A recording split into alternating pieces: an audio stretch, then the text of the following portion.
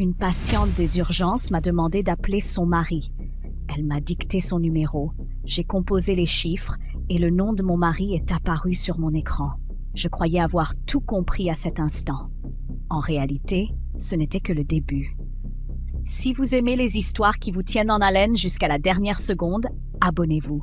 Tout a commencé 3 semaines plus tôt avec un simple ticket de métro. Ce soir-là, je rentrais d'une garde de 12 heures. J'étais épuisée, les pieds en feu, la tête vide. Et dans la poche du manteau de mon mari, j'ai trouvé un ticket de métro pour une station où il n'avait aucune raison d'aller. J'aurais dû le jeter. Je ne l'ai pas fait. Et ce petit bout de papier a tout détruit. Je m'appelle Nadia, infirmière depuis 10 ans à l'hôpital Saint-Joseph, mariée à Karim depuis 15 ans. 2 enfants, Yasmine, 12 ans, et Amine, 8 ans. Notre vie était ordinaire, pas parfaite, ordinaire. Karim travaillait beaucoup, moi aussi. On se croisait plus qu'on ne se voyait, mais on s'aimait, je croyais. Ce soir-là, un mardi de novembre, je suis rentrée à 22 heures. Karim n'était pas là. Message sur le téléphone, astreinte, rentre tard, mange sans moi. Comme souvent, j'ai accroché mon manteau. Et par habitude, cette habitude stupide de vérifier les poches avant de mettre au lavage, j'ai glissé la main dans la poche de son manteau à lui, resté sur la patère. Un mouchoir, des clés et un ticket de métro. Ligne 7. Station Corentin-Selton. Je me suis arrêtée. Karim travaillait dans le nord de Paris. Son garage de maintenance était à Aubervilliers. Corentin-Selton, c'était le 15e arrondissement, l'opposé exact de son trajet habituel.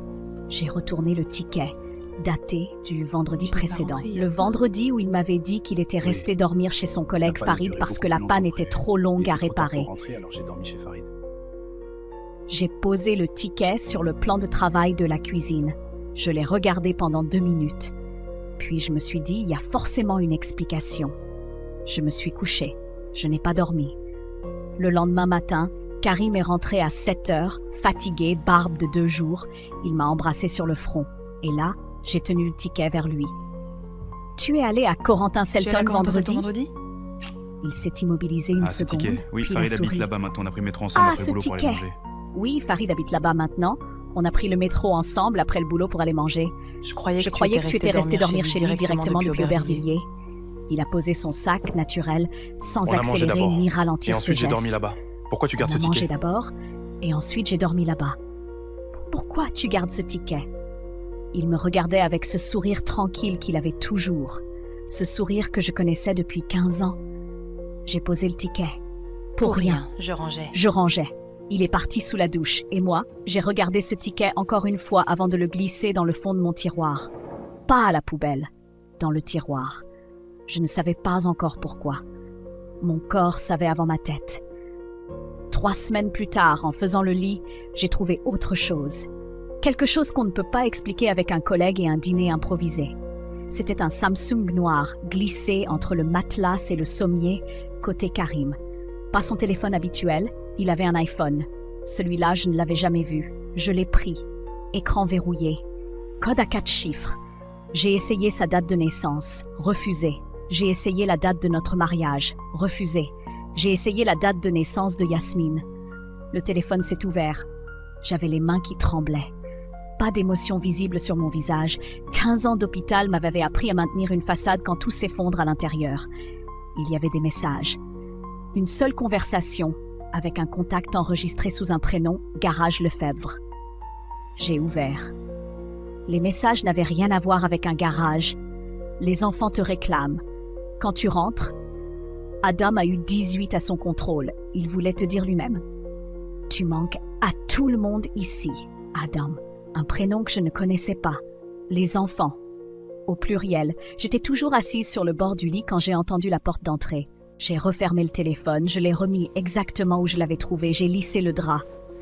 Karim est entré dans la chambre, il m'a trouvé debout, dos à lui, en train d'ouvrir la fenêtre. Il fait chaud. Tu fais quoi? Il fait chaud. Il fait 10 degrés dehors, Nadia. Il fait 10 degrés Je me dehors, suis retournée, je l'ai regardé droit dans les yeux. C'est quoi, Garage Lefebvre? Silence. 2 secondes. Un client. Pourquoi? Tu as un Tu as un second téléphone. Karim a posé ses clés sur la commode. C'est un téléphone de boulot. Lentement. On nous a Il demandé ne d'en avoir un fuyait pas séparé mon pour les regard. astreintes. C'est ça qui m'a le plus déstabilisée. Il me regardait en face. C'est un téléphone de boulot. On nous a demandé d'en avoir un séparé pour les astreintes. Je t'en ai pas parlé parce que c'est nouveau et que j'oublie ces choses-là. Qui est Adam? Il n'a pas hésité. Le fils du patron. Le fils du patron. Il fait un stage avec nous. Pourquoi tu as lu mes messages professionnels, Nadia? Il ne criait pas. Il ne se défendait pas avec de la colère. Il me posait une question comme si j'avais commis une faute. Et moi, j'ai failli m'excuser. J'ai trouvé le téléphone par hasard. Je voulais juste savoir à qui c'était. Il s'est approché. Il a posé la main sur mon épaule. La prochaine fois, tu me demandes directement. D'accord? Il m'a embrassé sur la joue et il est sorti. Je me suis rassise sur le lit et j'ai fait ce que je faisais rarement. J'ai pleuré. Pas de tristesse, de confusion. Parce que son explication était possible. Parce qu'il avait l'air sincère. Parce que j'avais envie de le croire. Mais les enfants te réclament. Ça ne s'envoie pas à un technicien stagiaire depuis un contact professionnel. 8 jours plus tard, à l'hôpital, une femme est entrée aux urgences. Et quand l'aide-soignante lui a demandé le nom de la personne à prévenir en cas d'urgence, j'ai entendu un nom que je connaissais. C'était un mercredi matin, service des urgences. Une femme, la trentaine, amenée par les pompiers suite à un malaise vagal dans la rue. Je l'ai installée au lit 12, teint pâle, respiration revenue à la normale mais encore chancelante, bien habillée, regard intelligent, légèrement perdu. Ma collègue Sophie faisait l'admission à voix haute, comme toujours. Votre nom complet, madame? Votre nom complet, madame? Iman Benali. Benali. Date de naissance? Iman Benali. 14 mars Date de naissance?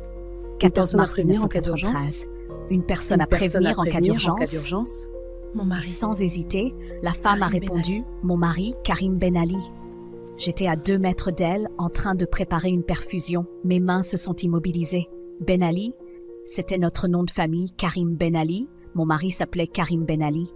Je me suis retournée lentement vers la patiente. Iman, 32 ou 33 ans, cheveux noirs, une alliance fine au doigt gauche. Je me suis dit, coïncidence. Ce n'est pas un nom rare. Il y a des milliers de Karim Benali en France. Je me suis approchée d'elle, voix professionnelle. Madame Benali, je suis Nadia, votre infirmière. Comment vous sentez-vous maintenant? Elle a souri, fatiguée. Mieux. Merci. C'est la première fois que ça m'arrive, ce genre de malaise. J'ai dû trop stresser cette semaine. Vous avez des enfants à récupérer quelque part, là? On peut appeler quelqu'un pas? Mon mari va s'en occuper. Il est flexible. Enfin, il dit qu'il est flexible. D'accord, on va s'occuper de ça. Elle avait souri en disant ça. Ce sourire-là que les femmes ont quand leur mari promet et livre à moitié. Je connaissais ce sourire. Je le faisais moi-même parfois. J'ai terminé ma journée normalement. Iman Benali est reparti en fin d'après-midi, une fois les examens revenus normaux. Le soir, dans la salle de pause, Sophie m'a rejointe. La patiente du lit 12 est passée te dire au revoir, elle te cherchait. J'étais en salle de soins. Sophie a baissé la voix. Dis, c'est pas le même nom de famille que toi? Benali, c'est courant comme nom. Elle n'a pas insisté. Sophie était perspicace. Elle savait quand ne pas creuser.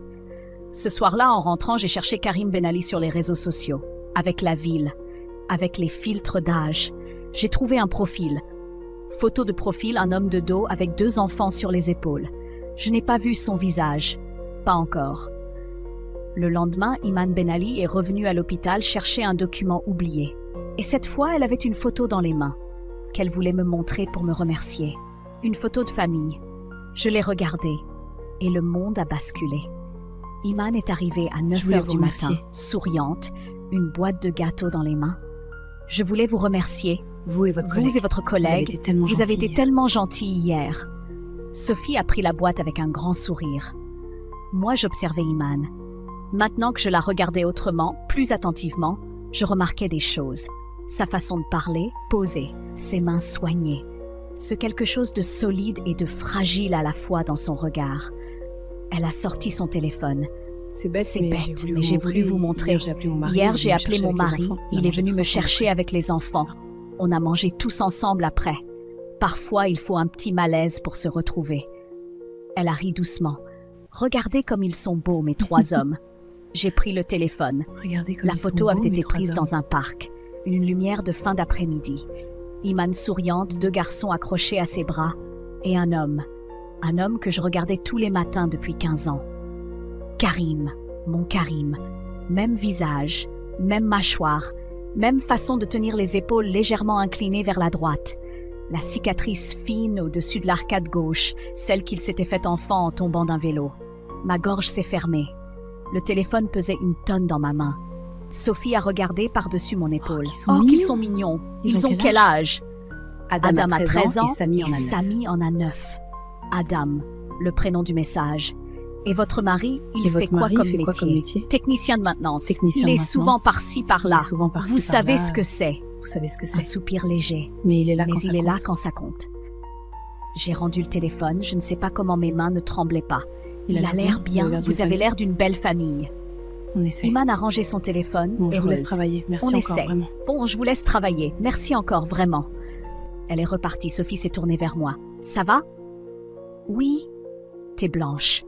J'ai pas bien dormi. Je suis allée aux toilettes. J'ai fermé la porte à clé. Je me suis assise sur le bord du lavabo et j'ai fixé le mur en face pendant 4 minutes. Car il avait 2 fils. Adam, 13 ans. Samy, 9 ans. 13 ans. Adam avait 13 ans.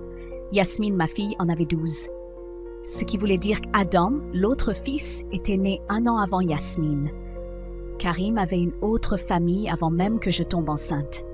Ce n'était pas une erreur de parcours. Ce n'était pas une aventure qui avait mal tourné. C'était un choix, construit, organisé, entretenu. Et il fallait que je voie de mes propres yeux où il vivait. Je suis rentrée ce soir-là comme si de rien n'était. J'ai préparé le dîner. J'ai aidé Amine à faire ses devoirs. J'ai écouté Yasmine me parler de son cours de théâtre. J'ai souri au bon moment. J'ai répondu aux bonnes questions. Grosse journée, chérie. Et quand Karim est rentré à 20h, grosse journée, chérie, je suis épuisée. Je lui ai servi son assiette et je me suis assise en face de lui comme d'habitude. Je le regardais manger. Cet homme, 15 ans de mariage, 2 enfants, ce visage que je connaissais par cœur et une autre famille dans un autre quartier. T'as l'air dans la lune. Grosse garde. Tu devrais demander moins d'heures. Tu t'épuises. Tu as raison. J'ai attendu qu'il dorme, puis j'ai pris le second téléphone. Il était revenu à sa place entre le matelas et le sommier, et j'ai fouillé plus loin que la première fois. Les photos. Il y en avait des dizaines, des repas de famille, des anniversaires, un séjour à la mer, les 2 garçons dans l'eau, Iman sur la serviette, Karim souriant face à l'objectif. Heureux. Ce sourire que je croyais réservé à nous. Et dans les messages, une adresse mentionnée naturellement dans une conversation sur une livraison. Livreur dit qu'il est en bas, 14 rue des Glycines, bâtiment B. 14 rue des Glycines, à Issy-les-Moulineaux. 20 minutes de chez nous. Le samedi suivant, j'ai dit à Karim que je faisais des courses. J'ai déposé les enfants chez ma mère et j'ai pris ma voiture. J'ai garé à 100 mètres de la rue des Glycines. J'ai marché jusqu'au numéro 14, un immeuble ordinaire. Propre, des boîtes aux lettres alignées dans le hall vitré, des vélos dans la cour. J'ai cherché le nom sur les boîtes. Bâtiment B, 3e étage. Ben Ali K. Pas Ben Ali I pour Iman. Ben Ali K, son nom à lui. Comme si cet appartement était le sien, comme s'il y avait une vie entière avec son nom dessus à 20 minutes de la mienne. Je suis restée sur le trottoir d'en face. Je ne sais pas combien de temps. Les gens passaient. Personne ne me regardait. Puis la porte du bâtiment s'est ouverte. C'était Karim. Il avait un enfant sur les épaules et souriait à quelque chose que l'autre garçon lui disait. Ce sourire exactement, c'était celui qu'il avait avec nous, identique. Je l'avais cru unique. Il ne l'était pas. Je n'ai pas bougé. Mon cerveau avait envoyé l'ordre à mes jambes de reculer, de tourner, de partir. Mes jambes n'ont pas obéi. Karim était à 30 mètres de moi. Le soleil était dans ses yeux. Il ne regardait pas de mon côté. Il posait le petit sur le trottoir, lui ajustait son bonnet, lui disait quelque chose qui faisait rire l'enfant. Samy. Son fils. 9 ans. Presque le même âge qu'Amine. Iman est sorti à son tour, un sac de courses dans chaque main. Karim lui a pris les 2 sacs sans qu'elle ait eu besoin de demander. Geste automatique. Geste de quelqu'un qui connaît l'autre depuis longtemps. Elle lui a dit quelque chose. Il a ri. Je connaissais ce rire.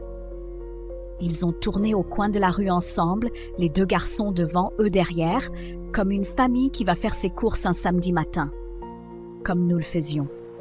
Comme nous le faisions encore le mois dernier. Je me suis appuyée contre le mur derrière moi. Pas de larmes.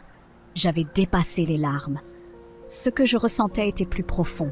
Une sorte de vertige, comme si le sol s'était mis à onduler doucement sous mes pieds. Mon téléphone a vibré. Message de Karim. « Chérie, tu rentres à quelle heure?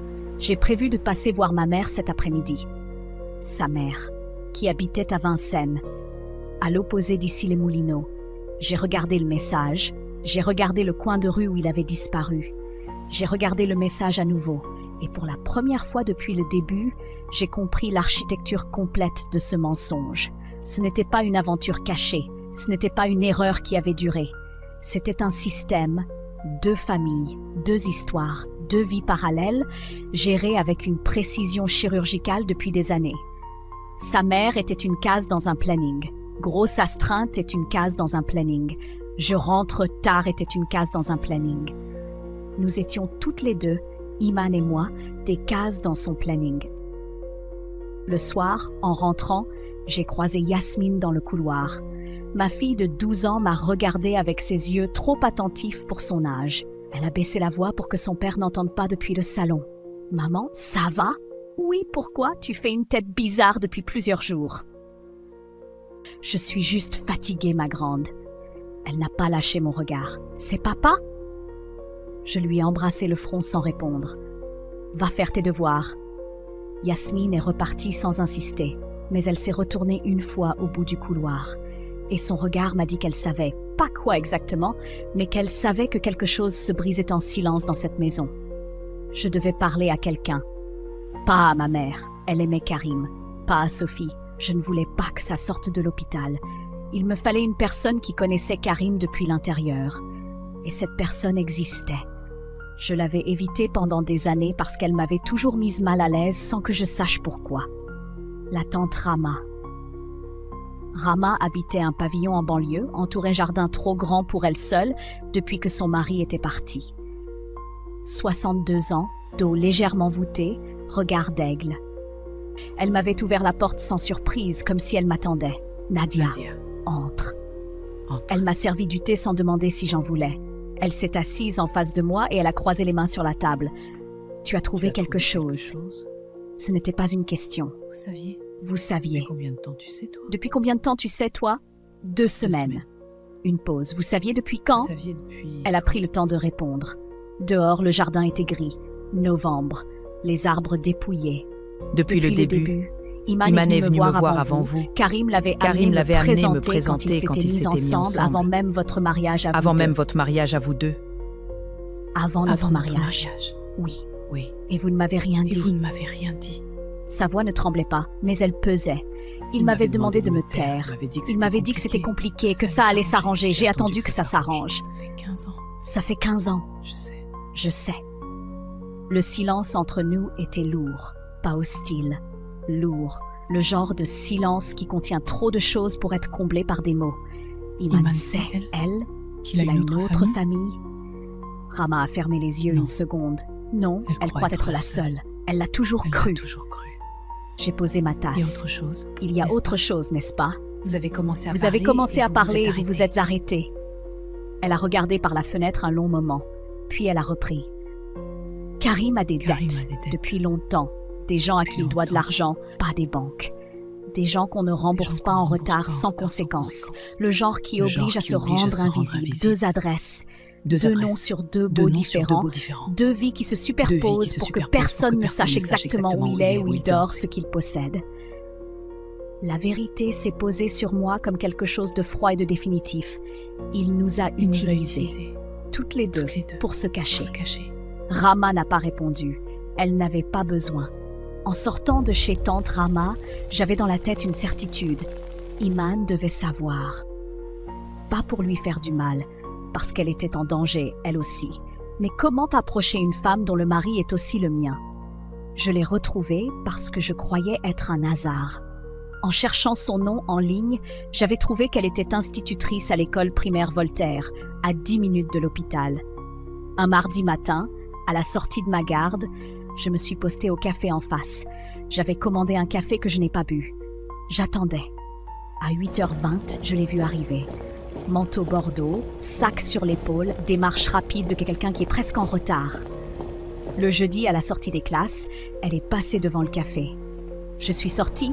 Madame Ben Ali, Elle s'est retournée. Elle m'a reconnue immédiatement. L'infirmière des urgences. L'infirmière des urgences? Nadia, c'est ça? Nadia, c'est ça? Comment allez-vous? allez-vous? Bien, merci. Je passais par là Bien, par merci. hasard. Je passais par là Comment par vous hasard. allez Comment depuis vous allez l'autre depuis l'autre semaine? Beaucoup Beaucoup mieux. mieux. Je m'hydrate mieux. Je gère m'hydrate le mieux stress. et je gère mieux le stress. Un Ah, petit rire. j'essaie. Enfin, j'essaie. On a marché un moment côte à côte. Elle était naturelle, ouverte. Elle me parlait de ses élèves, de son quartier, de ses fils, et moi, je l'écoutais. Cette femme qui avait les mêmes cernes que moi. Les mêmes petits soupirs quand elle parlait de son mari. La même façon de détourner légèrement la tête quand quelque chose n'allait pas tout à fait. Devant une boulangerie, elle s'est arrêtée. « Vous prenez quelque chose? Je vous offre pour me rattraper des gâteaux à l'hôpital. » On s'est assise à l'intérieur, et là, sans que je l'ai planifié, elle a dit quelque chose qui a tout changé. Vous savez ce qui est drôle? Vous savez ce qui est drôle?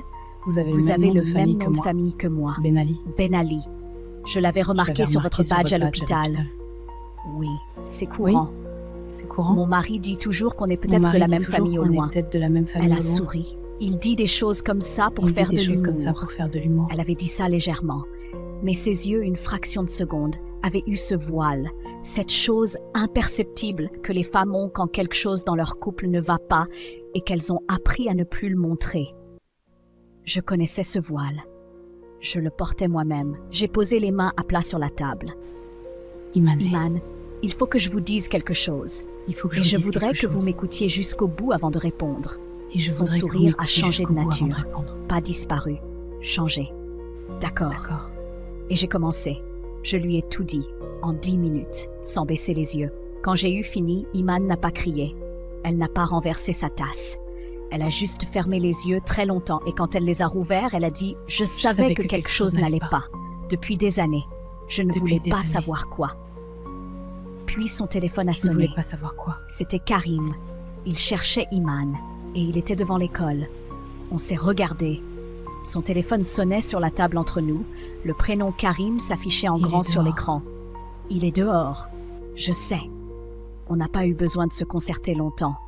Elle a décroché, voix parfaitement calme. Je suis dans la boulangerie en face de l'école. Oui, viens. Oui. Elle a raccroché. Viens. On n'a pas parlé pendant les 2 minutes qui ont suivi. La boulangère derrière le comptoir ignorait ce qui se passait à notre table. La porte a sonné. Karim est entré. Manteau sombre, regard cherchant Iman. Et quand il l'a trouvé, son visage s'est détendu. Puis il a vu la femme en face d'elle. Il s'est arrêté. 3 secondes, peut-être 4. Nadia, assieds-toi, Karim. Nadia. Il n'a pas bougé. Alors Iman a répété, la voix tranchante comme du verre. Assieds-toi. Il s'est assis. Assieds-toi. Et là, pour la première fois depuis 15 ans de mariage, j'ai vu Karim sans son armure, sans le sourire tranquille, sans les explications prêtes. Il était juste un homme assis entre 2 femmes qui savaient tout et qui n'avaient plus nulle part où aller. On n'est pas là On n'est pour pas là crier, pour crier. on est là pour comprendre On est une là pour chose. comprendre une chose. Il a voulu parler. Nadia, laisse-moi expliquer. Nadia, laisse-moi expliquer. Les dettes, Karim. Les dettes, Karim. Les gens à qui tu Les gens dois à de qui tu dois l'argent. de l'argent. Est-ce qu'on est en danger? Silence. Iman s'est penché vers lui. Réponds-lui. Il a passé la main sur son visage. C'est sous contrôle. J'ai négocié un plan de remboursement. Vous n'avez rien à Vous craindre. n'avez rien à craindre. Depuis combien de temps? Depuis 7 ans. Depuis- Personne n'a parlé pendant quelques secondes. Au début, c'était début, une c'était erreur de jeunesse. Une dette de jeu. Une dette de jeu. Ça a grossi. J'ai eu Ça a peur. grossi. J'ai créé une seconde adresse pour J'ai être créé plus une seconde difficile adresse à pour être trouver. plus difficile à Et trouver. puis, Puis, je n'ai Et puis pas tu t'es attendu retrouvé qu'il avec 2 finisse. vies, tu Et n'as puis plus tu t'es su comment retrouvé avec sortir. 2 vies et tu n'as plus su comment sortir. Il n'a pas répondu. Ce silence était une réponse. Iman s'est levée. Elle a posé son sac sur son épaule et elle s'est tournée vers moi. Merci Pas de vers m'avoir lui. dit la vérité. Merci de m'avoir dit la vérité. Et elle est sortie sans regarder Karim une seule fois. Karim et moi sommes restés seuls. Et là, il m'a dit quelque chose que je n'attendais pas. Pas des excuses, pas des larmes. Un nom. Et ce nom allait changer ce que je pensais savoir de cette histoire depuis le début. Karim avait il y a les yeux toujours quelqu'un qui fixés t'a sur la mise table. ma piste. Il y a quelqu'un qui t'a mis sur ma piste. Ce n'est pas un hasard si Iman s'est retrouvé dans ton service. J'ai attendu. Tante Rama, elle savait Rama. depuis le début. Et elle a savait appelé depuis le Iman début. il y a 3 semaines Et pour elle a lui dire appelé d'aller Iman aux il y a 3 urgences de semaines pour lui dire d'aller aux Saint-Joseph, urgences de ton Saint-Joseph. hôpital. J'ai repensé à Rama, à sa façon de m'avoir ouvert la porte comme si elle m'attendait, à son « tu as trouvé quelque chose » dit sans surprise. Elle avait tout orchestré. Tu dis ça pour te défausser sur quelqu'un d'autre. Non, je dis ça parce que c'est vrai. Rama voulait que ça s'arrête. Elle ne pouvait pas le faire elle-même, alors elle vous a mise sur le même chemin. J'ai regardé cet homme. 15 ans, 2 enfants, un ticket de métro dans une poche. Est-ce que tu as déjà eu honte? Il n'a pas répondu tout de suite. Tous les jours. Ça n'a pas suffi à t'arrêter. Ça n'a pas suffi à t'arrêter. Je me suis levée. J'ai ramassé mon manteau. Nadia, je suis désolée. Je suis désolée. Pour tout. Pour tout. Je sais que ça ne répare rien. Je l'ai regardé une dernière fois. Non, ça ne répare rien. Je suis sortie dans l'air froid de novembre. Les semaines suivantes ont été longues et nettes à la fois, comme après une opération chirurgicale quand la douleur est précise et localisée et qu'on sait qu'elle va s'atténuer. Karim a quitté les 2 appartements. Karim, voici l'accord avec ses créanciers. Les conséquences sont réelles. Un vrai cette fois, avec un avocat. Je suis prêt. Pas de violence. Pas de drame spectaculaire. Juste les conséquences, une par une. Le divorce a été prononcé 4 mois plus tard. Iman a fait de même. On ne s'est pas revus immédiatement après. Ce n'était pas le moment. Mais un soir de février, elle m'a envoyé un message. « Mes fils vous demandent des nouvelles de l'infirmière Gentile. Je leur ai dit que vous alliez bien. C'est vrai ?» J'ai souri pour la première fois depuis longtemps. « C'est vrai. Et vos fils ?» Ils tiennent. Les enfants tiennent toujours mieux qu'on ne croit. Yasmine, elle, n'a posé qu'une seule question. Le soir où je lui ai dit que son père ne vivrait plus avec nous. Elle était assise au bord de son lit, les mains croisées sur les genoux comme une adulte. « Tu l'avais su longtemps avant de me dire quelque chose. Quelques semaines. Pourquoi tu as attendu? Parce que je voulais être sûre. Et parce que certaines vérités, on a besoin de les tenir seules un moment avant de les partager. Yasmine a hoché la tête lentement. T'aurais dû me le dire plus tôt. Je suis pas un bébé. Je lui ai pris la main. Je sais, tu ne l'as jamais été. Ce que j'ai appris de tout ça, et je sais que c'est étrange à dire, c'est que les mensonges les plus solides ne s'effondrent pas à cause d'un grand geste. Ils s'effondrent à cause de petites choses. Un ticket de métro dans une poche, un prénom entendu dans un couloir d'hôpital, une photo tendue avec le sourire de quelqu'un qui ne sait pas encore. La vérité ne crie pas, elle attend. Et quand elle arrive par la porte que vous n'aviez pas surveillée. J'aurais pu jeter ce ticket, je ne l'ai pas fait. Et ce petit bout de papier a tout changé, pas juste ma vie. La vie d'une femme que je ne connaissais pas et qui est devenue, à sa façon, la seule personne qui comprenait vraiment ce que j'avais traversé. Si vous êtes encore là après tout ça, merci. Abonnez-vous pour ne pas manquer la suite et dites-moi en commentaire, est-ce que Nadia a bien fait? Vous auriez fait quoi à sa place?